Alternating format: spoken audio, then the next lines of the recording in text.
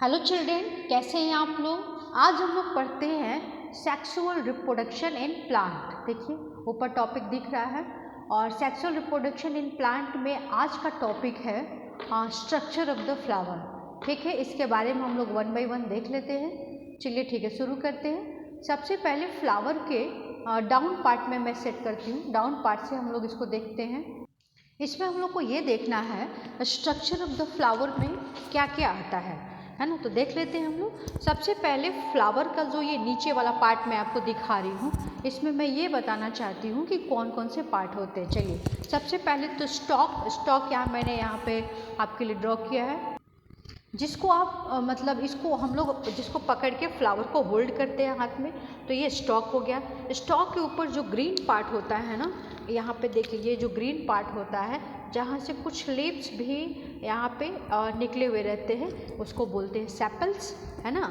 और सेपल्स के बाद यहाँ ऊपर वाला जो पोजीशन है यहाँ पे रहता है एक मतलब डिस्क लाइक स्ट्रक्चर होता है, जिसपे ये फ्लावर का पार्ट जो है ना उस पर होल्ड करता है। थैलेमस कहते हैं।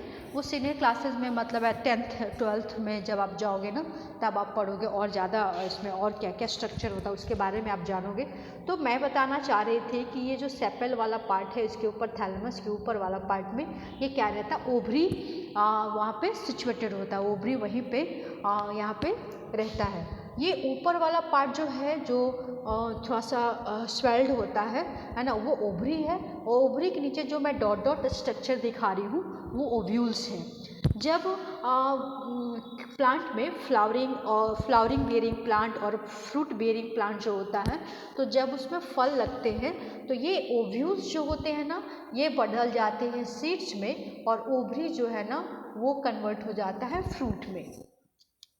ठीक है बच्चों, इतना तो आप विजिबल और सुन पा रहे होंगे, ऑडिबल भी होगा आई होप। तो देखिए ये क्या है, ये यहाँ वाले पार्ट में है। ये मैं आपको फ्लावर के ऊपर भी दिखाऊंगी, लेकिन पहले आप बुक से बुक में जो दिया हुआ है वो मैं बोर्ड पे आपको बता रही हूँ। तो ठीक है, ये जो स्वेल्ड पार्ट होता है ओवरी के अंदर जो डॉट डॉट स्ट्रक्चर्स है ओव्यूल्स कन्वर्ट होता है सीड में, ओवरी कन्वर्ट होता है ना, मॉडिफाई होता है किसमें, फ्रूट में।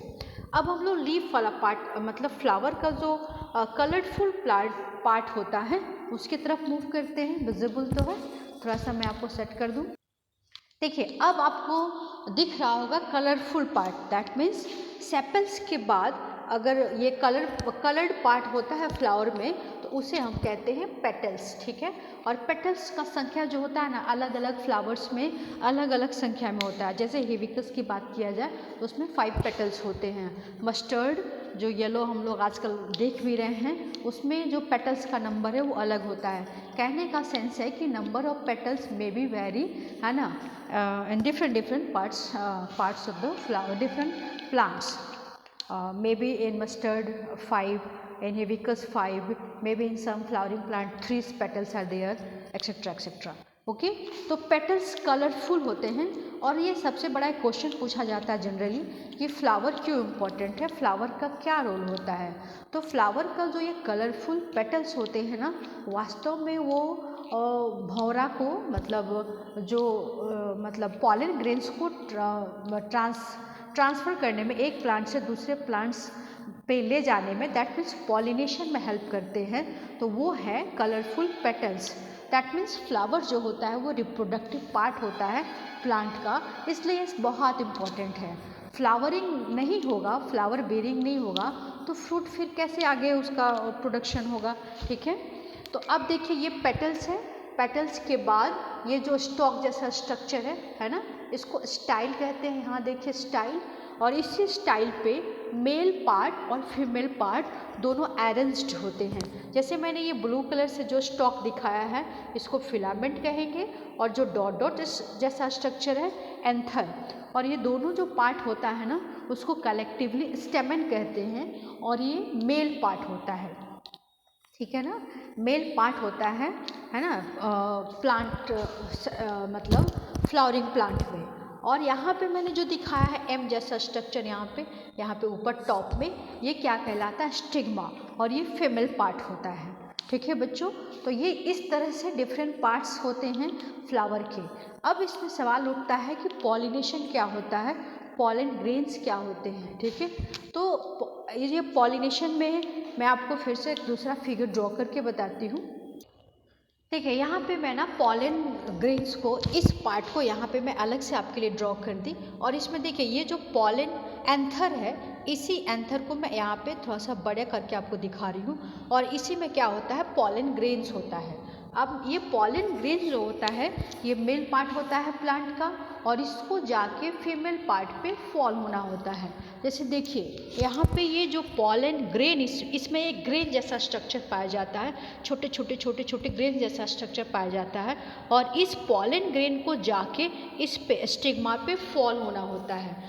ये सपोज कीजिए यहाँ पे स्टिग्मा है, तो इस पॉलन ग्रेन को आके इस पे गिरना होता है, फॉल होना होता है। इसी को बोलते हैं पॉलिनेशन। मतलब पॉलिनेशन जो होता है transfer of anther from transfer of grains, pollen grains and from the anther to stigma, that is called pollination. Pollination एक सेल्फ पॉलिनेशन होता है, दूसरा इसका टाइप होता है क्रॉस पॉलिनेशन।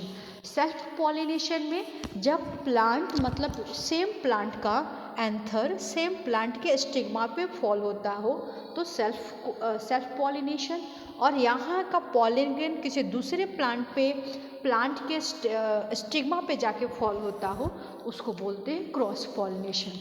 इस पे मैं एक अच्छा सा थोड़ा और अच्छे से एक्सप्लेन करके मैं वीडियो बना दूंगी। अभी आप इस वीडियो में देखिए पार्ट्स ऑफ द फ्लावर। ठीक है।